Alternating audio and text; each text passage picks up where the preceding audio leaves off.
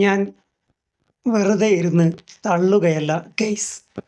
ഇത് പറയാൻ കാരണം കമൻറ്റ് ബോക്സിൽ ഒരാൾ അഭിപ്രായപ്പെട്ടു, താങ്കൾ ഇറാനിലെ ഖാംനെയുടെ പാലസിലാണോ, അവിടെ നിന്നാണോ കാര്യങ്ങൾ വിലയിരുത്തുന്നത്, താങ്കൾക്ക് എങ്ങനെ അറിയാം എന്ന് ഒരു കമൻറ്റ് കണ്ടു.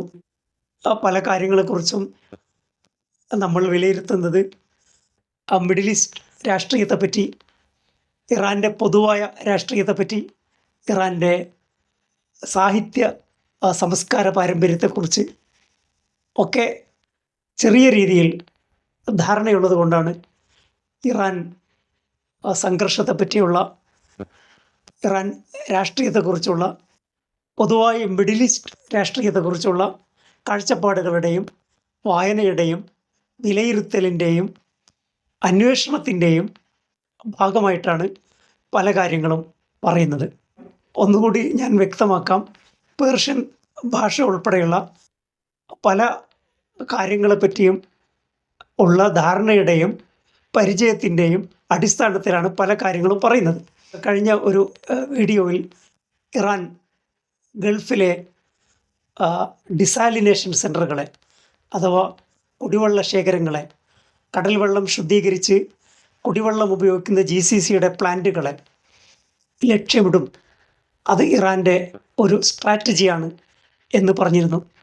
അതിനിടയിൽ ഒരു സഹോദരൻ കമൻറ്റ് ചെയ്യുകയുണ്ടായി, ഒരിക്കലും അത് സംഭവിക്കില്ല, കുടിവെള്ള പ്ലാന്റുകൾക്ക് നേരെ ആക്രമണം നടത്തുകയില്ല. ബഹ്റൈനിലെ കടൽ വെള്ള ശുദ്ധീകരണശാലക്ക് നേരെ, പ്ലാന്റിന് നേരെ ആക്രമണമുണ്ടായി.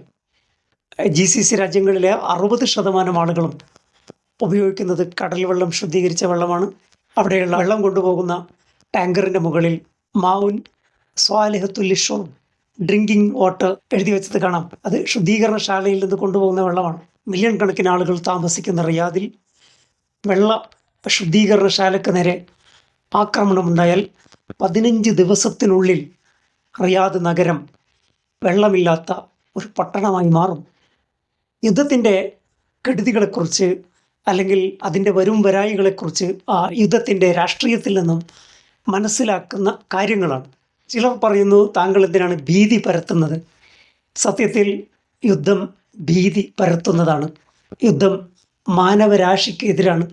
യുദ്ധത്തിലേക്ക് നയിച്ച രാഷ്ട്രീയം, യുദ്ധത്തിൻ്റെ കാരണങ്ങൾ, നാം ജീവിക്കുന്ന ലോകം, ഇതേക്കുറിച്ചൊക്കെയുള്ള കാഴ്ചപ്പാടുകൾ തന്നെയാണ് രാഷ്ട്രീയം എന്ന് പറയുന്നത്. കൃത്യമായ ഒരു രാഷ്ട്രീയ ലക്ഷ്യത്തോടു കൂടിയാണ് ഇറാൻ ഇപ്പോൾ യുദ്ധം നയിക്കുന്നത്. മിഡിൽ ഈസ്റ്റിൻ്റെയും ഇറാൻ്റെയും ചരിത്രം വളരെ സംഘർഷഭരിതമാണ്.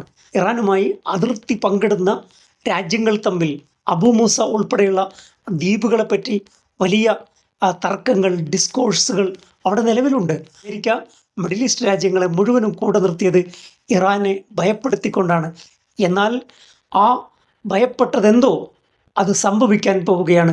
അറബിയിൽ പറയും ഫക്കറ ഇലാ മഫറമിൻ, എവിടെ നിന്നാണോ നാം ഭയപ്പെട്ടോടിയത് അവിടേക്ക് തിരിച്ചെത്തിയിരിക്കുന്നു എന്നാണ് അതിനർത്ഥം.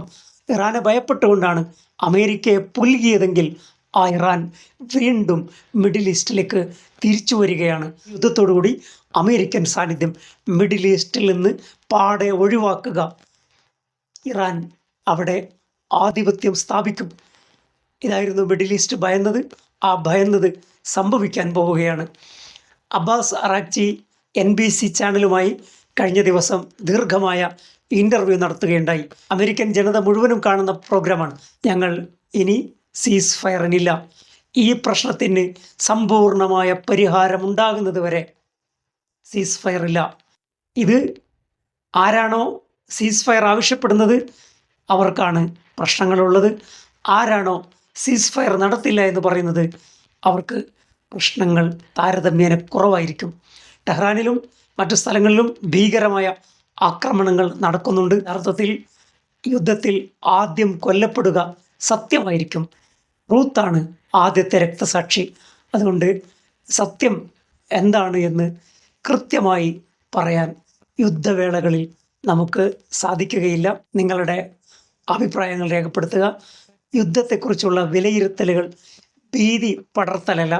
യഥാർത്ഥത്തിൽ നമ്മൾ ജീവിക്കുന്ന ലോകത്ത് നടക്കുന്ന ആ കാര്യങ്ങളെക്കുറിച്ചുള്ള ധാരണയും വിശകലനവുമാണ് യുദ്ധത്തെപ്പറ്റിയുള്ള വിശകലനങ്ങളും